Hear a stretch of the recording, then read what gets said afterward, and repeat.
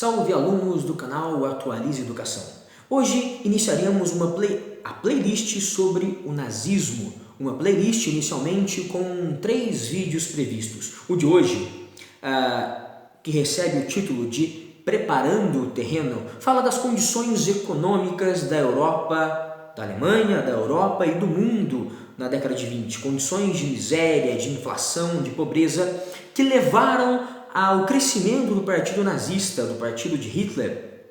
Na segunda videoaula, chamada A Vida de Hitler e os Primeiros Passos na Escalada do Mal, falaremos de Hitler essencialmente, desde o seu nascimento na cidade alemã de Braunau, uma pequena cidade com menos de 20 mil habitantes atualmente. Falaremos de Hitler desde o seu nascimento, confuso, obscuro, até a chegada de Hitler à Primeira Guerra Mundial como soldado e a sua entrada no partido nazista, tentando, poucos anos depois, dar o golpe frustrado de Munique, o Putsch de Munique, que culminou com a prisão de Hitler, prisão essa que se mostrou logo em seguida o grande evento na vida de Hitler, o evento que o tornou famoso entre os alemães. Então, nesse segundo vídeo falaremos do nascimento de Hitler até o momento em que ele foi preso escrevendo a sua obra chamada Mein Kampf, obra em que fala da filosofia do nazismo, obra em que fala o que é o nazismo. Na última videoaula, chamada A Chegada ao Poder e a Realização do Mal, falaremos sobre como Hitler, depois da sua prisão, se elegeu chanceler, primeiro-ministro da Alemanha, depois juntou a esse cargo, o cargo de presidente, se tornando ditador alemão. Também falaremos, após essa chegada ao poder, de como foi o governo nazista, principalmente de como foi a terrível, a trágica solução final, o extermínio dos judeus na Europa. Enfim, vamos começar falando sobre o terreno da miséria, a miséria econômica da Europa, terreno esse fértil para o florescimento e o crescimento das ideias nazistas. Tudo começou com o fim da Primeira Guerra. No dia 9 de novembro de 1918, o Kaiser, o imperador Guilherme II, foge da Alemanha e a monarquia alemã, que havia participado da Primeira Guerra Mundial, se encerra sem rei. 2 dias depois, em 11 de novembro de 1918, acontece o armistício. A Alemanha se rende humilhada, se rende sem rei.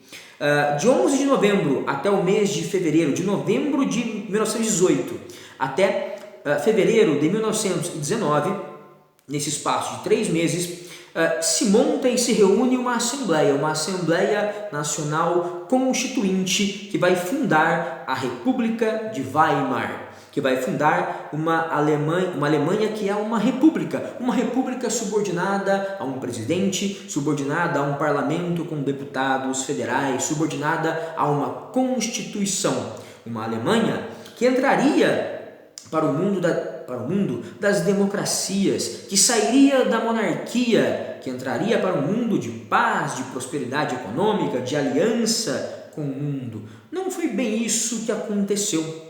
Por uma razão muito simples.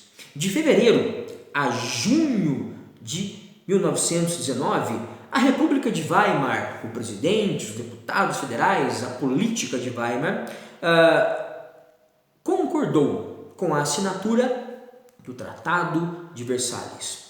Tratado de Versalhes, que foi assinado no dia 28 de junho de 1919. Fevereiro, março, abril, maio, junho, 4 meses depois do nascimento da República Alemã, esse país é forçado a assinar e concorda com isso, até porque não havia um outro caminho, um caminho diferente, uma alternativa. Enfim, esse país é forçado a assinar o Tratado da Humilhação. Segundo muitos alemães daquela época, alemães que não concordavam com esse tratado, o Ditado de Versalhes.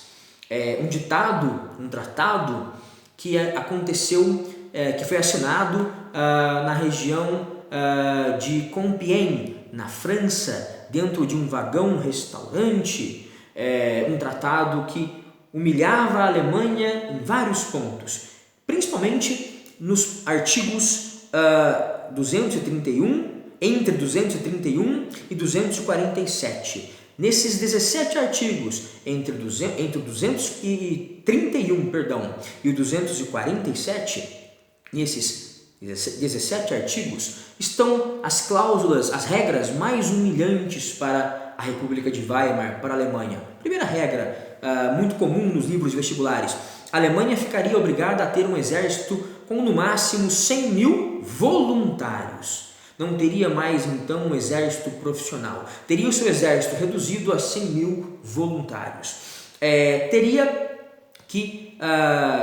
Seria obrigada a não fabricar e a doar, a entregar aos aliados vencedores, Estados Unidos, França, Inglaterra, enfim, teria que entregar e não mais fabricar armas pesadas, por exemplo, tanques, aviões, navios de guerra pesados, submarinos, canhões pesados, enfim, todo tipo de arma pesada. E aí houve um cálculo na época do que seria arma pesada ou não.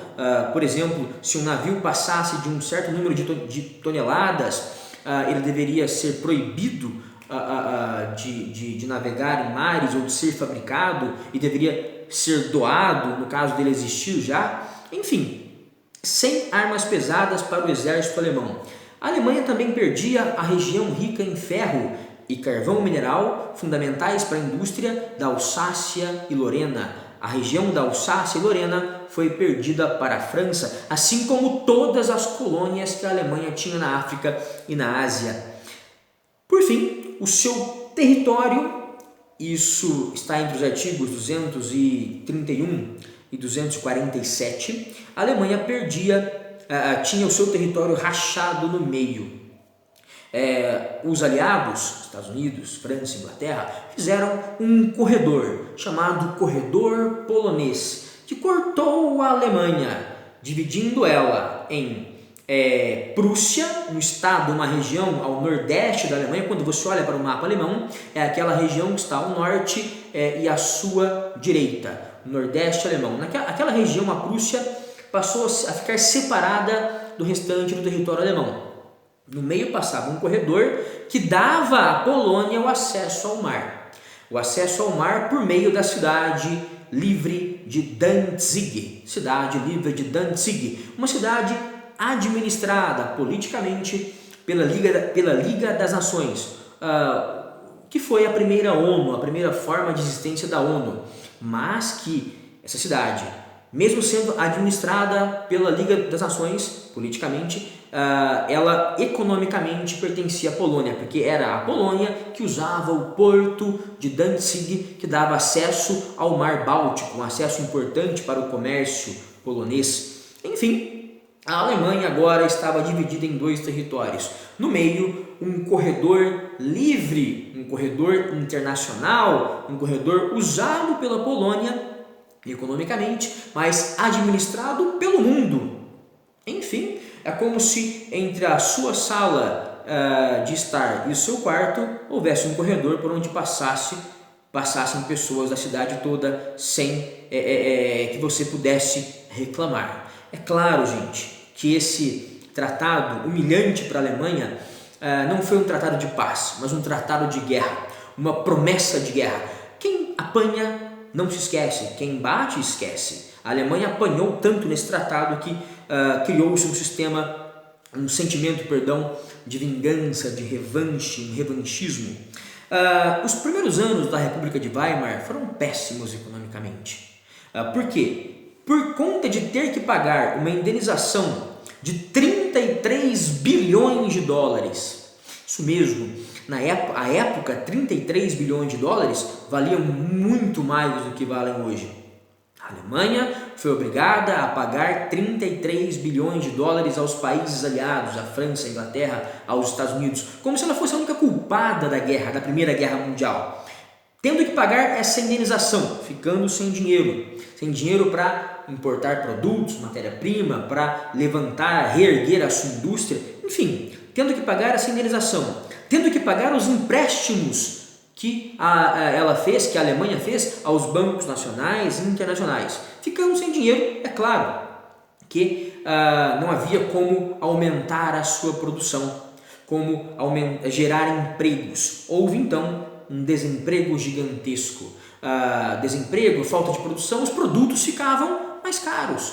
Além do desemprego, houve uma grande inflação. Olhem só, em 1919, um dólar valia 8,9 marcos. Marco era a moeda alemã. Um dólar valia 8,9 marcos em 1919. Em 1923, em agosto de 23, um dólar valia 4,6 milhões de marcos.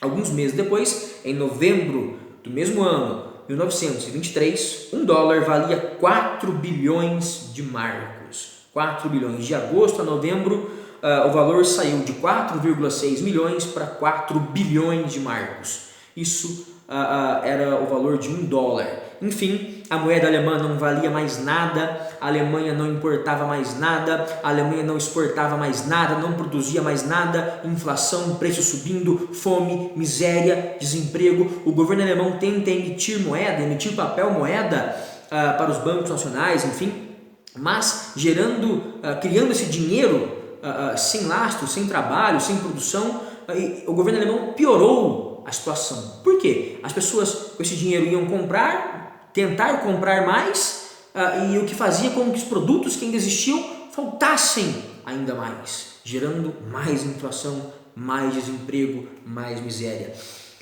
Houve logo nesse ano de 1923, veremos isso na aula sobre a vida de Hitler e os primeiros passos na escalada do mal, veremos que nesse ano de 23, esse ano de maior miséria da Alemanha até então, o Hitler tentou dar o Putsch de Munique, deu o Putsch de Munique, um golpe frustrado. É isso que significa Putsch, um golpe que não deu certo.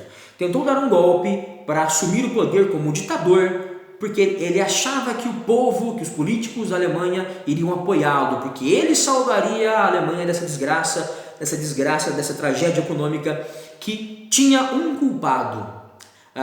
O mundo aliado, os países aliados, que eram comandados por judeus. Aí começa o delírio alemão, o delírio da Alemanha nazista.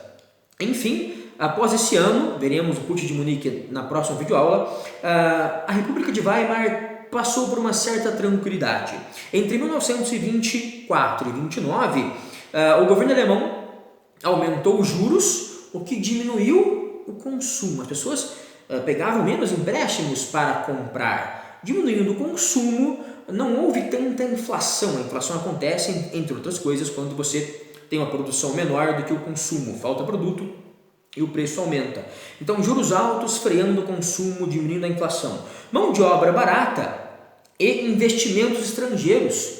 Os americanos passam a comprar a produção alemã, passam a investir grana na Alemanha, passam a vender para a Alemanha, vendendo, comprando da Alemanha, investindo grana, emprestando dinheiro para que a Alemanha